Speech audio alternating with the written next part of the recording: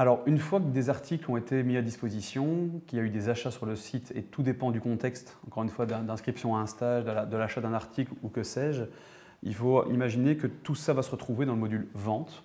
Donc tout ce qui a été à un moment commandé.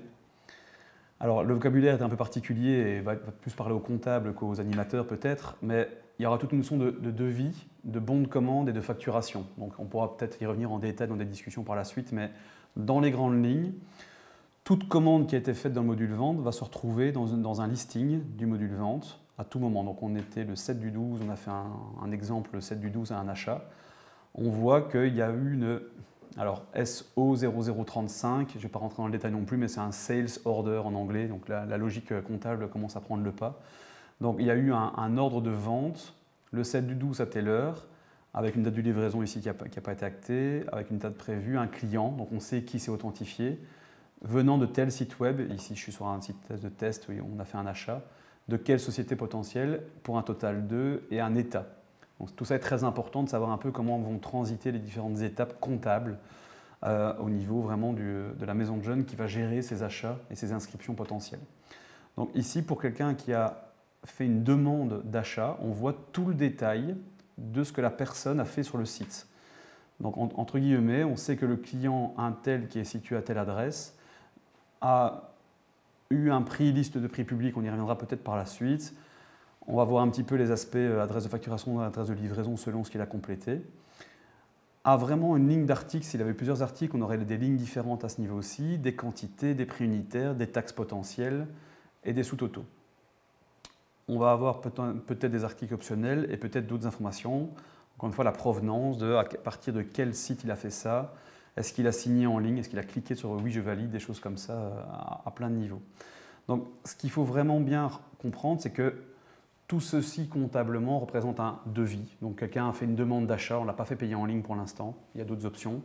Mais pour un cas classique de demande, c'est comme une demande de prix, c'est un devis. Le comptable ou quelqu'un, le responsable, va devoir effectivement dire oui, ça c'est OK, on va pouvoir le comptabiliser, c'est un achat officiel, que sais-je, il y a plein de notions là derrière, mais ici c'est OK, c'est un achat cohérent, c'est une inscription à l'événement un tel. Tout est en ordre, à ce niveau-là, je l'applique, c'est parti sur ce niveau-ci. Donc, on voit que le devis, assez rapidement, je ne sais pas si vous avez vu ici, il était en devis, il est passé en bon de commande, effectivement. Un bon de commande, donc comptablement, ça a un engagement, c'est quelque chose qui est acté. Encore plein d'options, on pourrait explorer un peu au fur et à mesure, c'est que, on en a parlé dans d'autres modules, c'est qu'à tout moment, sur ce bon de commande-là, sur ce devis ou la facture qui va en découler, on peut toujours discuter avec la personne qui a acheté. Donc dans chaque module, on en a parlé un tout petit peu dans les autres modules, mais dès que vous avez le chatter ici à droite, en faisant envoyer message, le fait de taper des choses ici et de les envoyer, la personne qui a acheté le produit et qui va se reconnecter sur le système côté site web va pouvoir voir ce qu'on lui pose comme question et y répondre. Ça peut être un membre qui a dit il en a acheté 3, ah ben on n'en a plus que 2 en stock, enfin que sais-je, il va y avoir des échanges là-dessus, ah vous êtes sûr, oui, oui. Et avant d'acter vraiment le devis, on peut communiquer avec on appelle ça un client ici, mais vous aurez bien compris que c'était membre à ce niveau-là, de voir un petit peu ces aspects-là. Même chose, donc une fois qu'on est passé au niveau du bon de commande, comptablement, on peut en faire une facture. Donc une fois que tout ça est acté, que peut-être que la personne a dit OK, on a communiqué avec elle, il y a un acte à prendre sur ce devis qui est devenu un bon de commande, qui va donc créer une facture.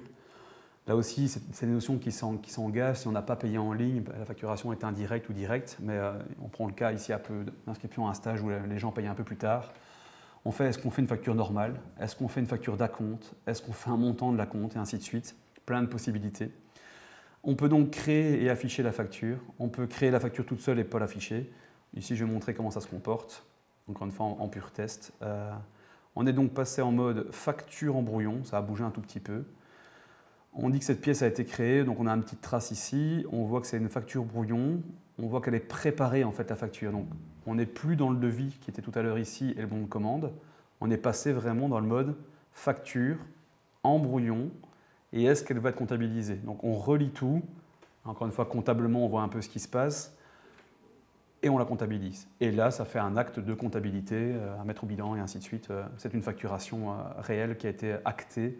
Donc, toute cette séquence-là se fait selon différents types d'articles, selon différentes règles comptables. Plusieurs possibilités, la personne l'a fait sur le côté, on va lui envoyer et imprimer la facture. il y aura un numéro de facture, j'en ai pas parlé, mais il y avait un numéro de devis, il y a un numéro de bon de commande, il y a un numéro de facture, et il y a un lien entre tout ça qui permet de retracer à chaque fois qui a acheté quoi, quand, dans quelle manière, comment ça a bougé, comment ça a évolué. Un texte par défaut, avec tout un module de gestion de texte qu'on va pouvoir gérer. Donc là, pour l'instant, c'est un texte qui a été proposé comme ceci. Voici votre facture. La facture, elle est ici. Je peux la télécharger pour voir ce que la personne va voir. Donc Maison de Jeunes. Là aussi, dans un template, dans une création d'affichage qui a été proposée par le système, qui est modifiable dans les paramètres. Donc on voit ce que le client ou le membre va recevoir. On peut joindre d'autres fichiers s'il y a des compléments d'informations à envoyer. Et vous voyez ici, on peut utiliser d'autres modèles. Donc on peut créer des modèles d'envoi de facture par maison de jeunes, par type de jeunes, par âge. On peut jouer sur plein de paramètres comme ça pour faire des textes très personnalisés ou des textes très généralistes comme ceci, cher un tel, votre facture un tel. Le fait d'envoyer va donc acter la facture, dire vraiment elle a été envoyée le. On voit toujours toute la trace qui s'est faite ici au fur et à mesure dans les différents endroits. Elle a été créée le, par qui, elle a été passée de brouillon en comptabilisé il y a 2 minutes. On voit un petit peu ici les différents aspects. Et la facture a été envoyée tel jour, telle heure à telle personne. Et on sait qu'a priori, elle va le recevoir dans son boîte mail ou sur son portail plateforme si elle se connecte. On peut toujours avoir ça en tête. Elle est comptabilisée. Alors à tout moment dans le temps, on va pouvoir gérer cette facture, donc toujours de la même manière. Là, ici, j'étais dans le module vente tout à l'heure. On a toujours des devis dans les modules vente, mais dans les commandes, on a des devis, on a les commandes, on a différents autres aspects. On a les à facturer, mais c'est pour ça qu'il y a 2 modules. C'est un peu les mêmes modules dans l'esprit, et les 2 informations se recoupent. On a le module qui est vraiment les facturations. Donc les ventes, c'est tout ce qui a été en cours de vente, les bons de commande et les devis. Les facturations, c'est vraiment le suivi des paiements, le suivi des facturations. Donc c'est bien 2 modules distincts, mais qui sont unifiés dans une logique comptable générale. Je retrouve ma facture Intel, facture numéro 2022 0007. Je refais la mini parenthèse maintenant que tous les champs de recherche fonctionnent comme dans tous les autres modules. Si j'ai juste la référence de ma facture, le fait de taper les premières lettres va me positionner et va me permettre de faire des recherches très rapides sur j'ai quelqu'un au téléphone qui me dit oh, j'ai payé la facture Intel, je la tape et je vois toutes les factures de 2022 apparaître et je peux vite trouver ou une facture ou le nom de quelqu'un qui l'a acheté, effectivement d'un partenaire, d'un vendeur et ainsi de suite. Donc on peut faire plein de recherches à ce niveau-là. Si on est toujours d'accord avec notre facture, on a un membre qui est venu peut-être déposer l'argent de sa cotisation ou qui paye un comptant ou qui paye avec sa carte ici si vous avez des systèmes de paiement, que sais-je. Vous pouvez enregistrer un paiement, simplement.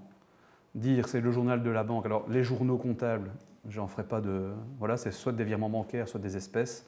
Peut-être en espèces, il est passé au local, payé ses 10 € en date due et c'est la facture liée à un tel. Il peut avoir payé 5 € et dire qu'il paiera plus tard. Donc tous ces aspects-là sont gérés par le système. Je ne vais pas rentrer dans le détail ici, mais vous pourrez voir un petit peu les différents aspects. On imagine que le jeune est venu payer sa cotisation ou son t-shirt ou que sais-je à 10 €. Il valide.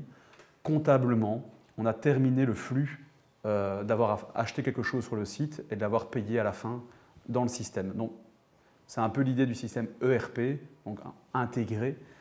Tous les aspects doivent être gérés au même endroit, que ce soit l'achat, le site web et ainsi de suite, jusqu'à la facturation. Et le membre, on sait que si c'était une adhésion, va être checké comme adhéré, payé le, et on a sa trace de facturation à ce niveau-là.